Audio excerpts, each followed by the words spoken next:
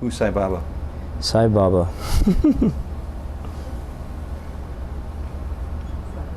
I consider him to be God. And if somebody heard you say that and they said, how do you know he's God? How would you respond? Through my experiences. With your own personal experiences, when you see that there's an awareness that he has of every thought, every deed, everything that goes on within you, and that he's kind of there as sort of this hovering guide throughout your life and your experiences, it leaves little room for doubt that he is God. How do you know so much about love as Baba teaches it? Surprisingly, it was also through my friends. Few of them who were Sai devotees and some of them who aren't, and even through movies, actually. You can learn through all those vehicles exactly, and more. Yeah. Who's Sai Baba?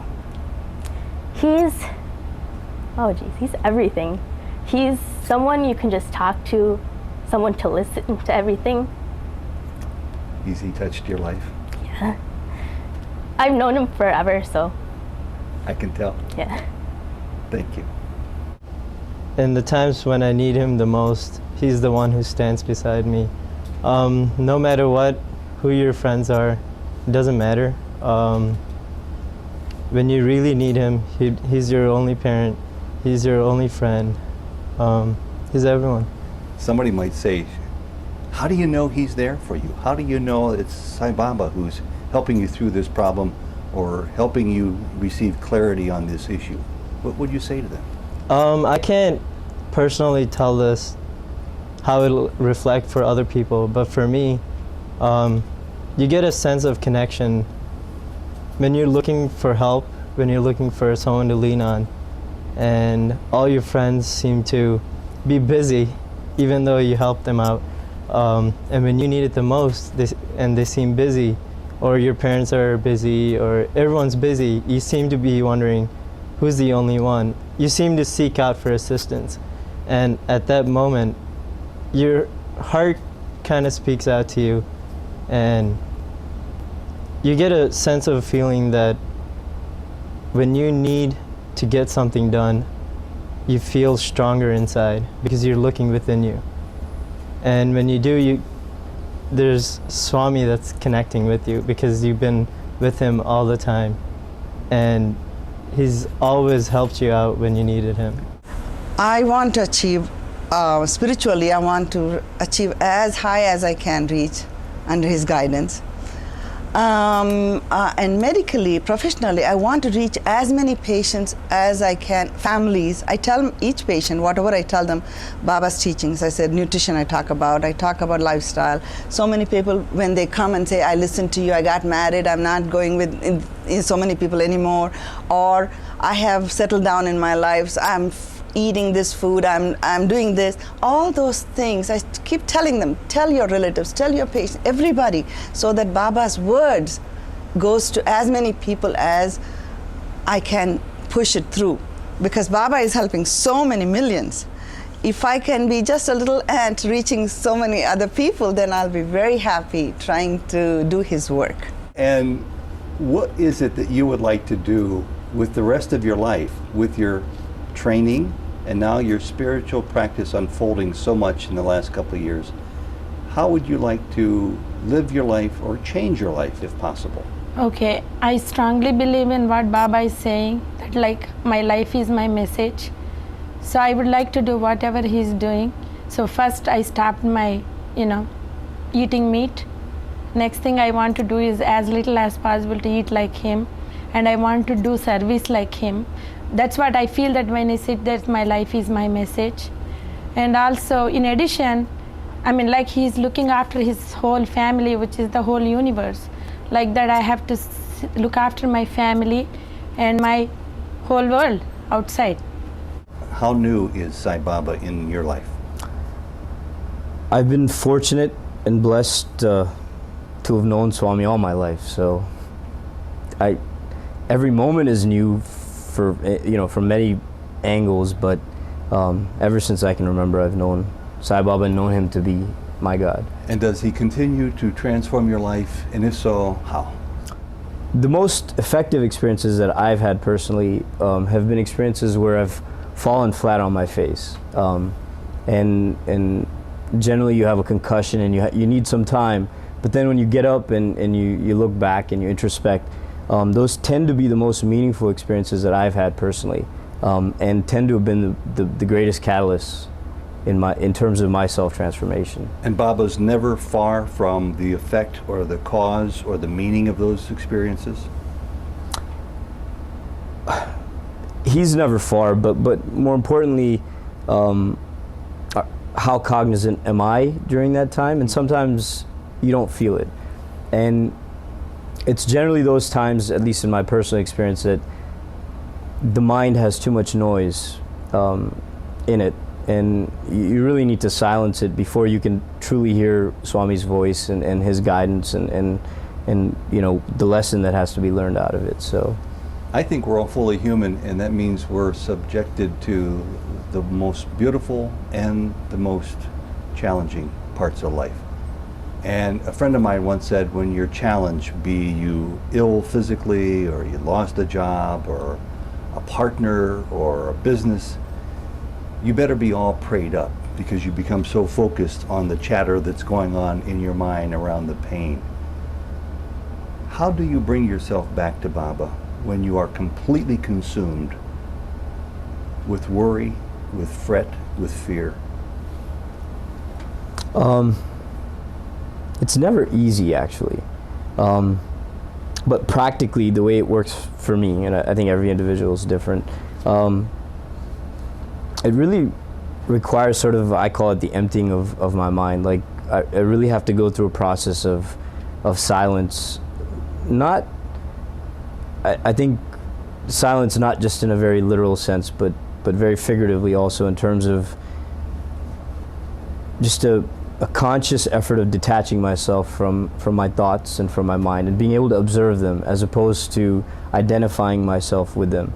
And that sounds, I think, a little more complicated than it is. I think that's just, I wasn't cognizant that that's possible until recently, and that, even though I was practicing it on some levels, and I think that process, what it allows me to do is, and I'm speaking out of place here, but like, I feel like there's a lot of subconscious guck that's just sitting there, and in order for it to be cleared out, you have to kind of detach yourself from your thoughts and not invest yourself so much in them. And in the process, very practically, usually what I'll have happen is a few days of pretty bad dreams, horrific fears, everything will come to the surface, and then I'll tend to have a general sense of peace, and it's at that time that I really feel connected. But my prayer can be as intense as possible, but if my mind is full of noise, it is an intense prayer. Just, you said that very well. One last question. Baba has blessed you enormously by coming to you for many years now. Why do you think it is that he comes to so few people, and so many people who make up the majority seem to never even hear his name once in their lifetime? I don't know if I can answer that question, because Swami does come to every individual in some way, shape, or form, just not as Swami. I think we, people who are fortunate enough to know Swami, tend to restrict him and put him in a box, when he's a lot more pervasive and powerful than we perceive. In addition to that, I think the game of, some people call it karma, but the game of what, you know, fruits of actions you deserve, and the good, the bad. I don't have a perspective on that, but I assume that plays a big role in the chances that we get as devotees of Swami, and in the chances that other people will have not being devotees of Swami. So. And do you think the day will come in your lifetime when more people, many more people, learn of Sai Baba? I don't know. I don't know, but then knowing Swami, I don't think it matters. I don't think that means anything. More importantly, I think Swami's teachings, they're so, I don't know in history of man anyone who took such a bold statement of universality and love in such a broad manner that Swami has done. And that message will be, I think, will be a guiding beacon for many, many, many, many centuries in terms of guiding mankind in the global way that we live today. And that message in one phrase? Love all, serve all, I would say, yeah. How has Baba transformed your life? A lot. A lot. I wasn't born into a Sai family. I came here when I was 8 years old. And just reflecting upon the previous years before I knew Swami, I would have to say my focus was completely different. Probably opposite. Where my focus would be on movies or films or other minute things that you normally don't consider to have a future in. After knowing Swami, you feel you're tested, you're stronger, and you feel like you're the instrument to help others. So at the age of 20, it really sounds compelling. Sai Baba has changed your life. A lot. Dr. Aysola, thank you for being with us. Thank you. My pleasure. What in the world led you initially to be a follower of Sai Baba? My mother. She used to drag me to every saint who comes to the city. So that's how I met Baba in '65. Being close to Baba is like you found treasure, which is, I see a lot of doctors and I see them struggling, and Baba takes that struggle away from you and makes your life much easier, because you put, even if there is a credit, if there's something goes right also, I tell Baba thank you, and if something goes wrong also, I say, Baba, please take care of this, and he fixes it somehow. Have you had many opportunities in your life when you thought you were being able to communicate with Swami and you thought maybe he wasn't listening, and later you turned out that he was, and it was just a different way for you to learn a lesson about Baba? I didn't feel any time that he was not listening to me. I mean, I have the habit of just struggling myself. I don't go to Baba for every little thing, but when there is a major problem, like patient is sick, or if there is something which I didn't do or which I did which made some problem in the management of the patient, then I really look up to him and he saves me. This is a good area to have a couple of questions about.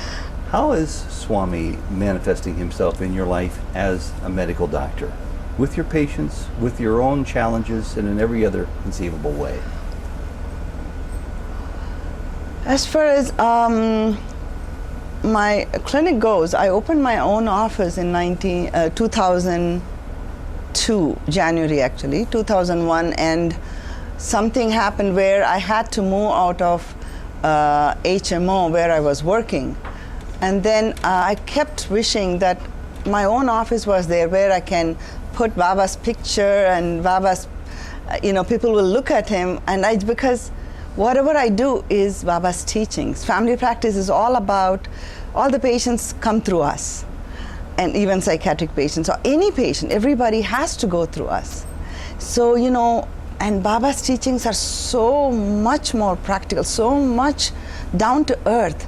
If people were to follow, first of all, they won't even come to doctors. So I kept telling, I'm getting all the credit, but his picture, I cannot put it. Now, once I open my own office, I have his picture with the stethoscope around his ears next to the entrance. So people look at him, and whatever they want to make of it, that's fine. And so they feel also, some of the Sai devotees who are my patients also feel comfortable. As far as his role is concerned, he is doing everything for me, through me. What many times he has saved me from problems, like one of the major thing was one of the drugs, the Baycol, which was cholesterol lowering drug. And I was using quite a bit of the drug. And then one time I used it in a person with another drug, which later on I came to know I'm not supposed to, which even the medical reps, they did not tell us. So one of the reps came, Baba was in her form, she came, she said, unlike Baycol, we can be used with this drug. And I said, oh my goodness, I used it. I didn't know how to reach that patient. Finally, somehow, Baba alerted me to that fact that I used this combination in that patient. And I didn't remember which patient it was because I have thousands of patients. Then when the patient came with the complication, instead of thinking about something else, I knew exactly this is the problem. Immediately I alerted, I put her in the hospital, I called the administrators, I called the residents, I called all the nephrologists, everybody involved. So the patient came out safe. She was not in one of those 50 people who did not make it.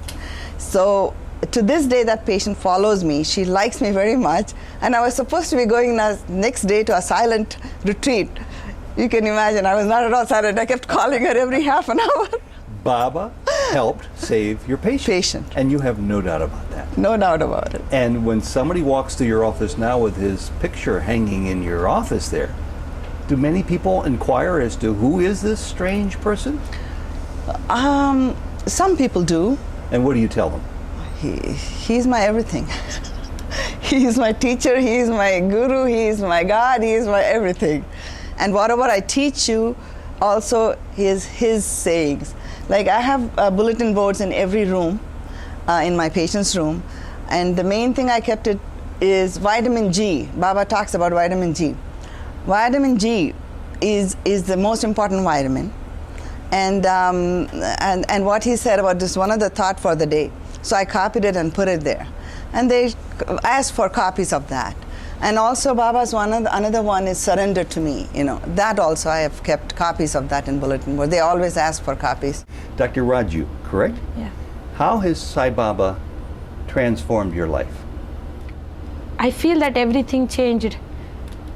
Nothing changed outside in the world probably, but everything changed in myself. So you're brand new to Sai Baba. Yeah. How did you find out about Sai Baba?